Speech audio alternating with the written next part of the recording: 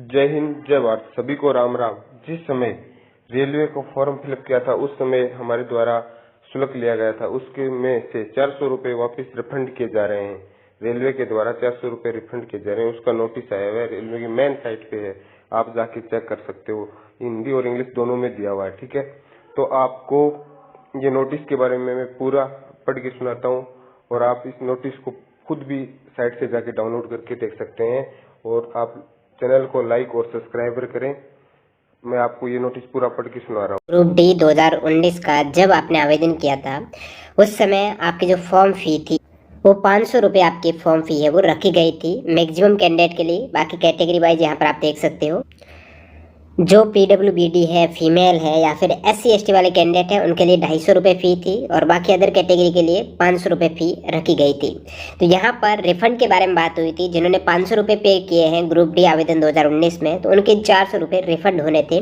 लेकिन अभी तक एग्ज़ाम ये आपका फॉर्म आया था 2019 में, तो रिफंड की अब बात हुई है। अब से ये प्रोसेस स्टार्ट करने वाले हैं। किस प्रकार रिफंड होगा इस वीडियो में सारी जानकारी बताने वाला हूँ, तो एंड तक बने रहेगा। तो फ़ी हो गई, जिनके SC ST फीमेल या फिर PWBD वाले कैंडिडेट हैं उनके पूरे के पूरे 250 रुपये है वो रिफंड हो जाएंगे।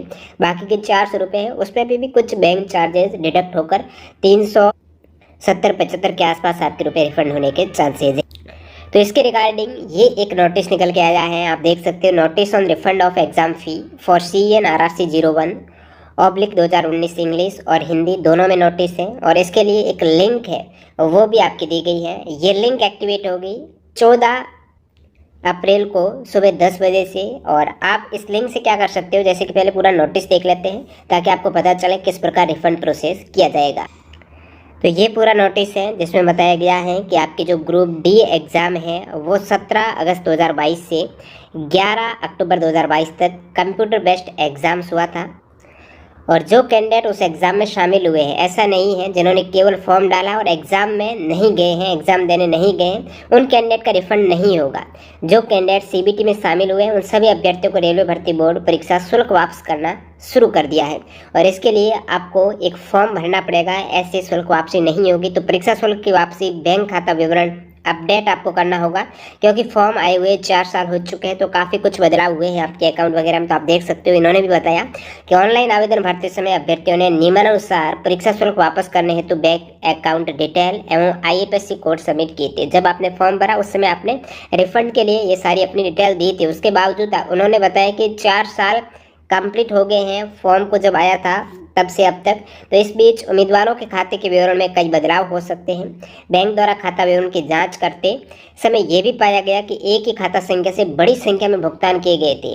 मतलब ये हुआ एक बैंक अकाउंट है, बहुत से कैंडिडेट ने अपने फॉर्म में वही सेम बैंक अकाउंट है वो डाल दिया था। तो उस केस में विभिन्न बैंकों के विलय भी हुआ, IFSC कोड भी चेंज हुए। तो इन सभी कारणों के लिए जो फ़ी रिफंड होने वाली है वो अभी आपको नया अपडेट करना पड़ेगा अकाउंट। तो CBT में शामिल सभी उम्मीदवारों को अपने बैंक खाता विवरण प्रदान करने की सुविधा के लिए रेलवे भर्ती बोर्ड ने बैंक खाता विवरण अपडेट करने के लिए एक अवसर प्रदान करने का निर्णय लिया है। अब एक आपको चांसेस दिया जाएगा, जो भी कैंडिडेट हैं बैंक अकाउंट में चेंजेज हुआ या फिर चेंजेज नहीं भी हुआ आपके, फिर भी आपको ये अपडेट करना होगा ताकि आपकी फ़ी रिफंड हो जाए जल्द से जल्द। तो रेलवे भर्ती बोर्ड की आधिकारिक वेबसाइट पर एक अपडेट बैंक खाता लिंक प्रदान किया जाएगा। तो वो लिंक मैं आपको टेलीग्राम चैनल पर डाल दूंगा। न्यू कैंडिडेट टेलीग्राम चैनल से जुड़ जाना, लिंक डिस्क्रिप्शन बॉक्स में है। तो दिनांक 14 अप्रैल से यानी कल से ही सुबह 10 बजे से 30 अप्रैल 2023 शाम 5 बजे तक ये लिंक एक्टिवेट रहेगा, जिसमें आप अपनी बैंक डिटेल फिल कर सकते हो। उम्मीदवारों को सलाह दी जाती है कोई भी परिवर्तन हो तो वे अपने बैंक खाते का विवरण अपडेट करने के लिए इस अवसर का उपयोग करें। नीचे इन्होंने बताया उम्मीदवारों से ये सुनिश्चित करने के लिए अनुरोध किया जाता है कि सबमिट किया गया बैंक खाता संख्या और IFSC कोड सही है। उन्हें सलाह दी जाती है वे इस सबमिट करने से पहले सावधानीपूर्वक जांच लें और बैंक खाता विवरण एवं IFSC कोड देख लें। तो कल मैं इसका एक डेमो वीडियो भी बना दूंगा, चैनल को सब्सक्राइब कर देना। ध्यान दिया जाए कि सबमिट करने के बाद अपडेट किए गए बैंक विवरण में संशोधन संभव नहीं होगा। जब आप यहां पर सबमिट कर देंगे, कल एक्टिव होगी लिंक, उसके बाद अपडेट नहीं कर सकते। कोई गलती हो जाती है तो गलती मत करना। उम्मीदवारों द्वारा प्रस्तुत गलत विवरण के कारण धन वापसी में विफलता के लिए रेलवे भर्ती बोर्ड जिम्मेदार नहीं होगा। कल से ही सही डिटेल अपडेट करनी है ताकि आपकी पूरी फी रिफंड हो जाए सही बैंक अकाउंट को डालते हुए। रेलवे भर्ती बोर्ड की सूचना दिनांक 13 अक्टूबर 2022 के रेफरेंस में प्रश्न उत्तर विकल्पों आदि से संबंधित आपत्तियों की समीक्षा के बाद वैसे अभ्यर्थी जिनके द्वारा उठाई गई आपकी सही पाई गई थी, जिनके द्वारा भुगतान की गई निर्धारित फीस वापस करने के लिए भी इसी अद्यतन बैंक विवरण का उपयोग किया जाएगा। जैसे कि आंसर की आई थी और आंसर की में आपके ऑब्जेक्शन रेज करने के लिए भी फ़ी ली गई थी, पर क्वेश्चन से आपका चार्ज दिया गया था फ़ी। तो जो ऑब्जेक्शन एक्चुअल में रेलवे बोर्ड ने माना कि स्टूडेंट ने जो आपत्ति लगाई है वो सवाल में वाकई में गलती थी, आंसर में गलती थी, और बाद में उसका आंसर वगैरह सवाल वगैरह चेंज हुआ, डिलीट हुआ या आंसर चेंज हुआ, उस केस में जो रियल क्वेश्चंस पर आपत्ति लगी है, जिनमें बदलाव हुआ है, डिलीट हुआ है, वो फ़ी रिफंड होगी। वो भी जो आप अपडेट देंगे, जिन्होंने आंसर की के लिए ऑब्जेक्शन रेज किया है, अभी जो बैंक अकाउंट में जो कल से आप अपडेट देंगे वो उसी अकाउंट में आपका वो फ़ी भी रिफंड हो जाएगा।